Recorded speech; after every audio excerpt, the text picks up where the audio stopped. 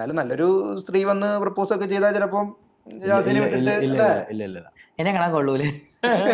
എല്ലാരും പറയും ആഷിന്റെ ഭാഗ്യം ജാസിനെ കിട്ടിയേ എല്ലാം ആഷിന്റെ ഭാഗ്യം കാനഡയിലെ ക്രഷാണ് ഞാൻ. ഞാൻ കല്യാണം കഴിച്ച വ്യക്തിയാ. അപ്പൊ എനിക്ക് ആ കല്യാണം ലൈഫിൽ നന്നായിട്ട് പോയാൽ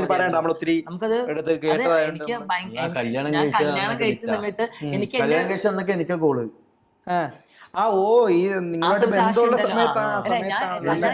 എനിക്ക് എന്റെ വീട്ടില് എന്റെ ആ റൂമിൽ പോകാൻ കൂടെ എനിക്കൊരു അൺകംഫർട്ടബിൾ ആയിരുന്നു ഞാൻ. കാരണം ഞാൻ ആ കുട്ടി ഉറങ്ങിയതിന് ശേഷം ആ വീട്ടിലേക്ക് കയറിച്ചില്ല. കാരണം എനിക്ക് ഭയങ്കര പേഴ്സണൽ. അപ്പോഴാണ് ഞാൻ മനസ്സിലാക്കിയത് നമുക്ക് ഒരിക്കലും ഇത് പറ്റില്ല. ഇത് ഈ ആൾക്കാർ പറയുമല്ലോ, ഈ ട്രാൻസ് എന്ന് പറയുമ്പോൾ അങ്ങനെയാണെങ്കിൽ അത് ഈ ഒരു ലൈഫിലൂടെ അത് കടന്നു പോകുന്ന ആൾക്കാർക്ക് കല്യാണം കഴിച്ചേ നല്ലൊരു ചോദ്യമാണ്. ഞാൻ ചോദിക്കണ്ടേ ഇനി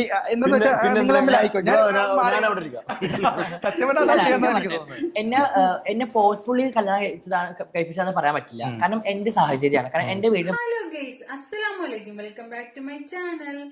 ജാസി ആഷി അവരുടെ ഒരു ഇന്റർവ്യൂ കഴിഞ്ഞ ദിവസം കാണാനിടയായി. അതിൽ ജാസി പറയുന്നുണ്ട്, ഞാൻ കല്യാണം കഴിച്ചതാണ്. ആ കല്യാണം കഴിച്ചു കൊണ്ടുവന്ന പെൺകുട്ടി ഉറങ്ങിയതിന് ശേഷം മാത്രമേ ഞാൻ റൂമിനകത്തേക്ക് കയറി ചെല്ലുകയുള്ളൂ എന്ന്. എന്താണ് കേൾക്കുന്നത്? പിന്നെ എന്ത് തേങ്ങാക്കൊലിക്കാണ് കല്യാണം കഴിച്ചത്? ശരിക്കും പറഞ്ഞ ഒരു പെണ്ണിനോട് ചെയ്യുന്ന ഏറ്റവും വലിയൊരു തെറ്റ് തന്നെയാണ് ആ ജാസി ചെയ്തത്. എന്തായാലും ജാസിക്ക് അറിയാം, ഞാൻ ഒരിക്കലും ഒരാണായിട്ട് ഒരു പെണ്ണിന്റെ അടുത്ത് നിൽക്കാൻ കഴിയില്ല എന്ന്. ജാസി തന്നെ പറയുന്നുണ്ട്, ആരും വീട്ടുകാരെ ഫോഴ്സ് ചെയ്തിട്ടല്ല ഞാൻ കല്യാണം കഴിച്ചത്. പിന്നെ എന്ത് തേങ്ങാക്കൊലയ്ക്കാണ് കല്യാണം കഴിച്ച ഒരു പെണ്ണിന്റെ ജീവിതം തൊലച്ചത്? മറ്റൊന്നും നമ്മൾ അഭിപ്രായം പറയുന്നില്ല. ട്രാൻസ്ജെൻഡർ ആയതും അതൊക്കെ അവരവരുടെ ഇഷ്ടം, അവരവരുടെ ഹോർമോണിന്റെ പ്രശ്നം, അതൊന്നും നമ്മൾ പറയുന്നില്ല. പക്ഷെ ഒരു പെണ്ണിനോട് ചെയ്ത ചതി അതൊരിക്കലും പറയാതിരിക്കാൻ കഴിയും. ഒരു പെണ്ണിനെ സംബന്ധിച്ചിടത്തോളം വിവാഹം എന്ന് പറയുന്നത് എത്രയോ നാളത്തെ സ്വപ്നമാണ്, പ്രതീക്ഷയാണ്, ഒരു ജീവിതമാണ്. അത് ആദ്യം തന്നെ ഫസ്റ്റ് ഡേ തന്നെ അതൊക്കെ ഫെയിലായി പോവുക എന്ന് പറയുമ്പോൾ ആ പെണ്ണിന്റെ മനസ്സ് ഒന്ന് ആലോചിച്ച് നോക്ക്.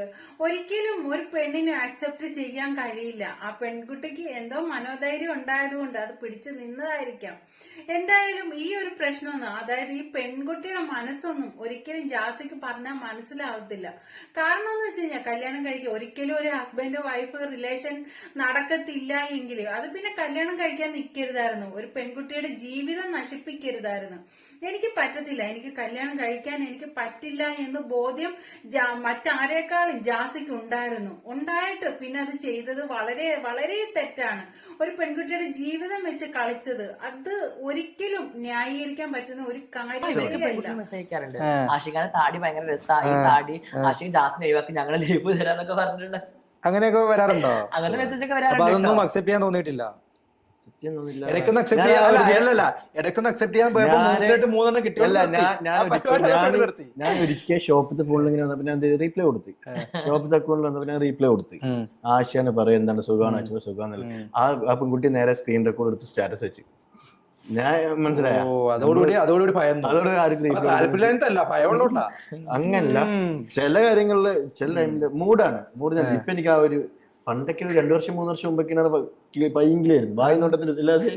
ഇപ്പൊ പറഞ്ഞാല് അങ്ങനത്തെ കിളവനായാലും ബിസിനസ് കാര്യങ്ങളൊക്കെ അങ്ങനെ ആ ഒരു മൈൻഡ് സെറ്റിലോട്ടായി.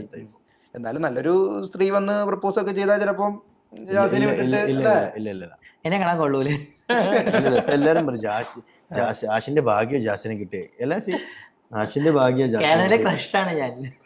പിന്നെ ജാസി പറയുന്നുണ്ട്, ഞാൻ എപ്പോഴും നമസ്കരിക്കും.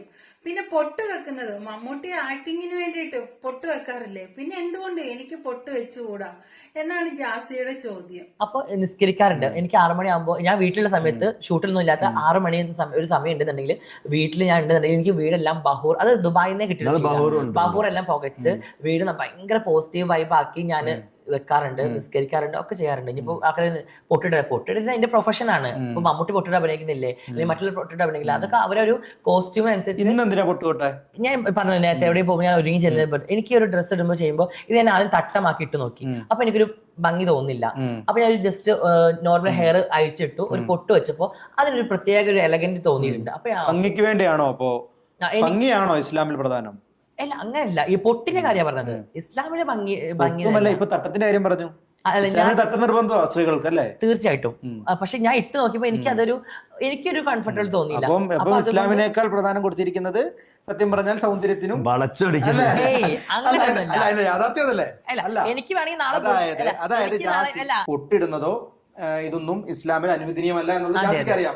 അത് ജാസി ചെയ്യുന്നു. അതുപോലെ തന്നെ തട്ടമിടാൻ പോയി, പക്ഷെ എനിക്ക് ചേരുന്നില്ല, എനിക്കൊരു ഭംഗി തോന്നുന്നു. അപ്പൊ ഭംഗിക്കാണ് പ്രാധാന്യം കൊടുത്തത്, ഇസ്ലാമിനല്ല എന്ന് ഞാൻ പറഞ്ഞുള്ളൂ. അല്ല, ഞാൻ പറഞ്ഞത് ഇസ്ലാമിന് പ്രാധാന്യം കൊടുത്തില്ല. എനിക്ക് ഏറ്റവും ഇഷ്ടപ്പെട്ട ഡ്രസ്സ്, ആഷിക്ക് ഏറ്റവും ഇഷ്ടപ്പെട്ട ഡ്രസ്സും എനിക്ക് പേഴ്സണലി ഏറ്റവും ഇഷ്ടപ്പെട്ട ഡ്രസ്സ് അബായാണ്. ഞാൻ പുറത്ത് എവിടെയെങ്കിലും പോകുമ്പോൾ അബായ ഇട്ടിട്ട് പോകാറ്, ബുർക്ക ഇടാൻ പോകാറ്. കാരണം അത് അല്ല, അത് അങ്ങനെയുണ്ട്. പക്ഷെ എനിക്ക് പേഴ്സണലി ഭയങ്കര ഇഷ്ടമാണ്. കണ്ണ് മാത്രം കാണിച്ച് ബുർക്ക മാത്രം ഇട്ട് പോകാൻ ഭയങ്കര ഇഷ്ടമാണ് എനിക്ക്. ഇപ്പൊ ഞങ്ങള് ഇപ്പൊ അടുത്തും കൊണ്ട് ഞങ്ങള് ഡൽഹിയിലൊക്കെ പോയി കറങ്ങിയല്ലോ, ആ സമയത്തൊക്കെ ഞാൻ ബുർക്കയാണ് യൂസ് ചെയ്തത്. കാരണം അവിടെ എന്നെ അറിയണ ആരും ഇല്ല. പക്ഷെ എനിക്ക് ബുർക്ക യൂസ് ചെയ്യാൻ കാരണം എനിക്ക് അത്രയും പേഴ്സണലി ഇഷ്ടമാണ്. കാരണം നമ്മൾ തുറച്ചു നോട്ടങ്ങൾ ഒഴിവാക്കാം. ഭയങ്കര കംഫർട്ടബിൾ, ആ ഒരു വേഷം ഭയങ്കര രസമാണ്. ദുബായിലേക്ക് പോകാൻ കഴിയില്ല എന്ന് ശരിക്കും സത്യമാണത്. ഇനി ഈ രീതിയിൽ ദുബായിലേക്ക് കയറി ചെന്ന് കഴിഞ്ഞാല് 8ന്റെ പണി തന്നെ കിട്ടും ജാസിക്ക്. അതുകൊണ്ടാണ് ഇപ്പൊ നാട്ടിൽ തന്നെ സ്റ്റേ ചെയ്യുന്നത്. ഇനി അഥവാ പോകണമെങ്കിൽ ഇനി അത് സർജറി ഒക്കെ കഴിഞ്ഞിട്ട് മാത്രമേ ഇനി അവിടെ പോകാൻ പറ്റത്തുള്ളൂ. അതല്ല ഈ രീതിയിൽ അവിടെ ചെന്ന് കഴിഞ്ഞാൽ പണി കിട്ടും. അതല്ലെങ്കിൽ ആണിന്റെ വേഷം ധരിച്ച് ആണായിട്ട് തന്നെ ഇനി ദുബായിലേക്ക് കയറാൻ പറ്റുള്ളൂ. അല്ലാതെ ഈ രീതിയിൽ ചെന്ന് കഴിഞ്ഞാല് UAE ഗവൺമെന്റ് ജാസി ഓൾറെഡി ആശയനൊരു മറുപടി തന്നിട്ടുണ്ട്. ജാസിയുടെ ഭാഗത്തുനിന്നും കേൾക്കാൻ വേണ്ടിയാണ്. ഗവൺമെന്റ് ഓൾറെഡി ബാൻ ചെയ്തു എന്ന രീതിയിൽ ഒരു വ്യക്തി, ആ വ്യക്തിയിലേക്ക് നമുക്ക് കടക്കാം. ഫഹദ് എന്നാണ് പുള്ളിയുടെ പേര്. ഞാൻ ഇപ്പൊ കാണുന്നുണ്ട്. ഇപ്പൊ നിങ്ങളുടെ യൂട്യൂബ് ചാനൽ മുഴുവൻ സത്യം പറഞ്ഞാൽ നിങ്ങളിലൂടെയാണ് ആള് ഫേമസ് ആയതും ആള് ജീവിക്കുന്നതും. ഞാനിപ്പോ ഓൾറെഡി ഇല്ല, എനിക്ക് ബാനൊന്നുമില്ല. അല്ല, ഞാൻ പോവാത്തത് ഇപ്പൊ ഞാൻ ഐഡന്റിറ്റി ഡിക്ലെയർ ചെയ്ത വ്യക്തിയാണല്ലോ. ഇനിയിപ്പോ ഞാൻ ദുബായിൽ പോയി കഴിഞ്ഞാൽ ചിലപ്പോൾ എനിക്ക് ലീഗലി ആരെങ്കിലും കേസ് എന്തെങ്കിലും ഫയൽ ചെയ്താൽ ഞാൻ അവിടെ കുടുങ്ങി പോകും. അപ്പൊ അതുകൊണ്ടാണ് ഞാൻ പോവാത്തത്. കാരണം എനിക്ക് അവിടെ ശത്രുക്കളുണ്ട്. അപ്പൊ അതുകൊണ്ടാണ് പോവാത്തത്. ശത്രുക്കൾ എന്താ? ആരാ ഉള്ളത് അവിടെ? ഓൾറെഡി എനിക്കെതിരെ വീട് ചെയ്ത ആൾക്കാരൊക്കെ ദുബായ്ക്കാരനല്ലേ. അത് വന്നില്ലേ ഖത്തറിലുള്ളൂ. ബാക്കിയുള്ളവരൊക്കെ ദുബായിലുണ്ടല്ലോ കുറച്ച് ആൾക്കാർ. അപ്പൊ അവർ ഞാനവിടെ ഇറങ്ങിയത് അറിഞ്ഞു കഴിഞ്ഞാൽ ഞാൻ ഇവിടെ കുറെ വീഡിയോസിന് കൊടുത്തല്ലേ ഞാൻ ട്രാൻസ് ആന്ന് പറഞ്ഞത്. അപ്പൊ അത് അവർക്ക് അയച്ചു കൊടുത്താൽ അവർക്ക് എന്നെ പിടിക്കാൻ സുഖമാണല്ലോ. അതുകൊണ്ടാണ് ഞാൻ പോവാത്തത്. പിന്നെ എനിക്ക് ഓൾറെഡി സർജറി എല്ലാം കഴിഞ്ഞ് എന്റെ പാസ്പോർട്ട് ഫീമെയിൽ ആക്കിയിട്ട് ഞാൻ തീർച്ചയായിട്ടും ദുബായി തന്നെ പോയി. ഞങ്ങൾ ദുബായി എന്തായാലും ഞങ്ങൾ വിടൊന്നുമില്ല. ഞങ്ങൾ സെറ്റിൽ ചെയ്യാൻ ദുബായിനെ ഞങ്ങൾ എങ്ങനെയാണെങ്കിലും ഉടനെ തന്നെ എത്തും. അതെ. ഈ ഫഹദിനെതിരെ ജാസി ഇപ്പൊ ശക്തമായിട്ട് തന്നെ പ്രതികരിച്ചു വന്നിരിക്കുകയാണ്. ജാസി പറയുന്നത് ഫഹദ് വീട്ടുകാരെ നോക്കത്തില്ല, ഫഹദിന് മറ്റൊരു റിലേഷൻ ദുബായിലുണ്ട്, അങ്ങനെ ഇങ്ങനെ പറഞ്ഞിട്ട് കുറെ കുറ്റങ്ങളും കുറവുകളും അങ്ങോട്ടും ഇങ്ങോട്ടും പരസ്പരം അവര് ചെളുവാരി എറിയുന്നുണ്ട്. എന്തായാലും ഈ ഒരു ഇഷ്യൂ ഫഹദ് ജാസി ഇഷ്യൂസ് അത് ഒരു നടക്കൊന്നും തീരുന്ന ഒരു ലക്ഷണവും ഇപ്പോഴും ഖത്തറിലെ ഒരു പാർട്ണർ ഉണ്ട്, ഒരു ആൺകുട്ടി ഉണ്ട്. അപ്പോ അവരുമായിട്ടുള്ള സംഭവങ്ങളും കാര്യങ്ങളൊക്കെ ഞങ്ങൾക്ക് അവരുടെ ഫ്രണ്ട്സ് തന്നെയാണ് പറഞ്ഞത്. ഫഹദിന്റെ ഫ്രണ്ട്സ് തന്നെയാണ് തന്നത്. അപ്പൊ അത് എന്റെ അക്കൗണ്ടിൽ പൊട്ടിക്കാൻ വേണ്ടി വെച്ചിരിക്കുന്ന ഒരു ബോംബാണ്. നിലവിൽ നിങ്ങളുടെ കയ്യിൽ അതിന്റെ കൃത്യമായിട്ട് എവിഡൻസ് നിങ്ങളുടെ കയ്യിലുണ്ട്. ഫഹദ് ഒരു ബൈസെക്ഷൽ വോയിസ് ക്ലിപ്പ് ആണോ അതോ എന്താ? എനിക്ക് വീഡിയോസ് എന്റെ കയ്യിലുണ്ട്, ഒരു ചാറ്റ് റെക്കോർഡ് ഒക്കെ ഉണ്ട്.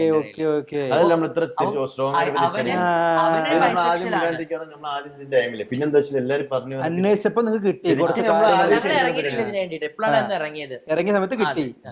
അപ്പൊ ഇനി പേടിക്കണം, ഫഹദ് പേടിക്കണം. ഫഹദിനോട് എന്താണ് ക്യാമറ നോക്കി സത്യം നമ്മളായിട്ട് ഒന്നും നീയായിട്ട് ഇപ്പൊ വരികയാണ്. ഇനി നീ വന്ന് ഇനി ഞങ്ങൾ ഓരോ കാര്യങ്ങള് നീ ഇടുന്നവരും നമ്മളും അതിന് ഓപ്പോസിറ്റ് ഇതായിട്ടും നമ്മളിങ്ങനെ